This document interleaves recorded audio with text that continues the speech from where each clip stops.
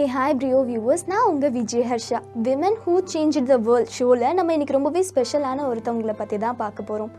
ஒரு சிறிய கிராமத்திலிருந்து வந்து உலகம் முழுக்க இந்தியாவின் மிசைல் விமன்னு சொல்லப்படுறவங்க தான் deci Thomas.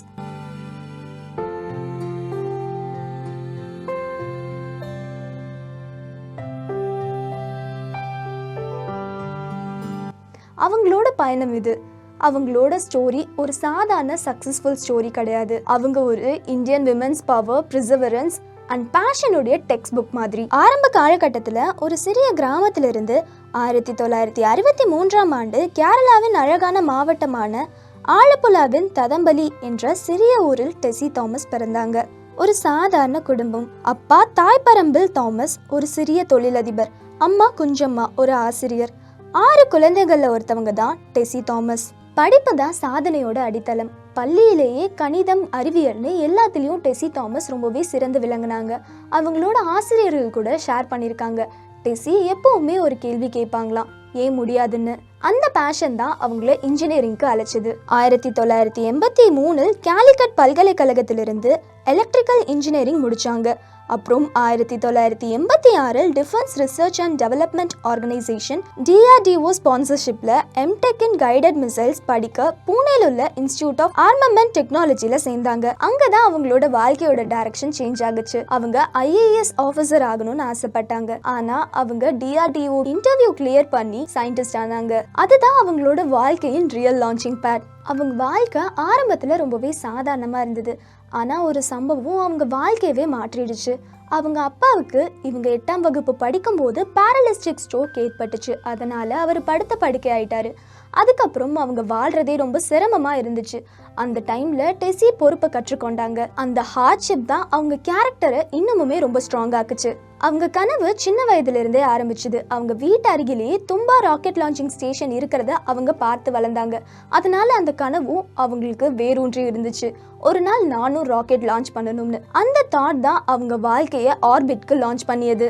1988 deci Thomas DRDOவின் Hyderabad லேப்ல சயின்டிஸ்ட் B ஆக சேர்ந்தாங்க. அங்கதான் இந்தியாஸ் மிசைல் ப்ரோக்ராமின் architect doctor APJ Abdul Kalam அவர்களின் மென்டர்ஷிப்ல பணியாற்ற ஆரம்பிச்சாங்க. அது அவங்களுக்கு ஒரு ட்ரீம் கம் ட்ரூ மூமெண்ட் மாதிரி. அந்த டீம் தான் உருவாக்கியது இந்தியாவின் முக்கியமான ராக்கெட்டுகள் அக்னி மிசைல்ஸ். அந்த சீரீஸ்ல guidance and control system, navigation system எல்லாமே இவங்க டிசைன் பண்ணியது தான். அக்னி 1 அக்னி 5 வரை இயங்கி கொண்டிருக்கு. அக்னி 4 மற்றும் அக்னி 5 ஒரு மைல்கல் மாதிரி. 2011 அக்னி 4 ராக்கெட்டின் ப்ராஜெக்ட் டைரக்டர் ஆனாங்க. அந்த டெஸ்ட் சக்சஸ்ஃபுல் ஆனப்போ முழு DRDO குழுவும் அவங்க பெயரை பெருமையோட சொல்லுச்சு. அடுத்த ஆண்டு அக்னி 5, அதுதான் இந்தியாவின் முதல் intercontinental ballistic missile. 5000 kilometre range கொண்டது. 3000 டிகிரி செல்சியஸ் வர ரீஎன்ட்ரி ஹீட்டை தாங்கக்கூடியது. அந்த ப்ராஜெக்ட்க்கு தலைமை தாங்கிய முதல் இந்திய பெண்ணா அது டெசி தாமஸ் தான். அந்த நாள்ல இருந்து இந்தியா அவங்கள மிசைல் விமன் ஆஃப் இந்தியான்னு சொல்ல ஆரம்பிச்சது. அவங்க வேலை மட்டும் இல்ல, அவங்க com leadership, discipline and determination அவங்க DRDOவிலேயே ரோல் மாடல் ஆக்கிருச்சு. அந்த காலத்துல பெண் விஞ்ஞானிகள் கையளவில் மட்டுமே இருந்தப்போ இவங்க எல்லாருக்கும் ஒரு ரோல் மாடலா இருந்திருக்காங்க. சயின்டிஸ்ட் Bல இருந்து director general of aeronautical systems என்ற உயர்ந்த பதவிக்கு வந்தாங்க. அது ஒரு பெண்ணின் கரியர் பார்த்தல்ல, அது ஒரு மூவ்மெண்ட். அவங்க லீடர்ஷிப்ல DRDOயின் பல முக்கிய ரிசர்ச் டிவிஷன்ஸ் வளர்ந்துச்சு. Agni missile series, navigation technologies, reentry control system. அவங்க குழுவின் திறமை இந்தியாவை செல்ஃப் ரிலையன்ட் நேஷன் ஆகிருச்சு. 2012 அப்போதைய பிரதமர் மன்மோகன் சிங் பாராட்டியிருக்காங்க. You have broken the glass of ceiling for women in defense research. அவங்க வெற்றிக்கு அங்கீகாரம் சொல்ல வேண்டுமானால் 2008 DRDO scientist of the year award, 2001 Agni award for excellence, 2012 Lal Bahadur Shastri national award, 2011 and 2012 performance excellence award, 2012 Marie Curie Mahila Vigyan Puraskar. அவங்க அவார்ட்ஸ் வாங்கினதை பத்தி சொல்லணும்னா இந்த மாதிரியான பட்டியல் போயிட்டே இருக்கும். அவங்களோட தனிப்பட்ட வாழ்க்கையை பத்தி பேசணும்னா வெற்றினாலே நிறைய சாக்ரிஃபைஸ் இருந்தே தீரும். அதே மாதிரி பர்சனல் லைஃப்ல நிறைய ஸ்ட்ரகிள்ஸை ஃபேஸ் பண்ணியிருக்காங்க டெசி தாமஸ். அவங்க கணவர் சரோஜ்குமார், அவரு இந்தியன் நேவி ஆஃபீஸரா இருந்தாரு. அவங்களுக்கு ஒரு மகன் தேஜஸ். ஒரு மிசைல் லான்ச் நடக்க போகுதுன்னா அவங்களோட குடும்பத்தை விட்டுட்டு, குழந்தைய ரிலேட்டிவ் கிட்ட விட்டுட்டு லான்ச் சைட்ல full day and NAITA work பண்ணுவாங்க. அதுதான் அவங்களோட டெடிகேஷன். ஒரு முறை அவங்களே சொல்லியிருக்காங்க, நான் லான்ச் பேட்ல நிற்கும் போது அந்த மிசைல் ஏவப்படுவது என் குழந்தைய தான் ஞாபகப்படுத்துதுன்னு. அவங்க பல கல்வி தகுதியை பெற்றவங்க.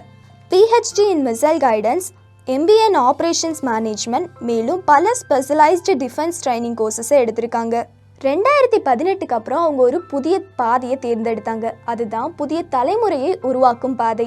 2024 அவங்க கன்னியாகுமரி நிச்சி யூனிவர்சிட்டியின் வைஸ் சான்சலர் ஆனாங்க. அங்கே அவங்க விஷன் என்ன தெரியுமா?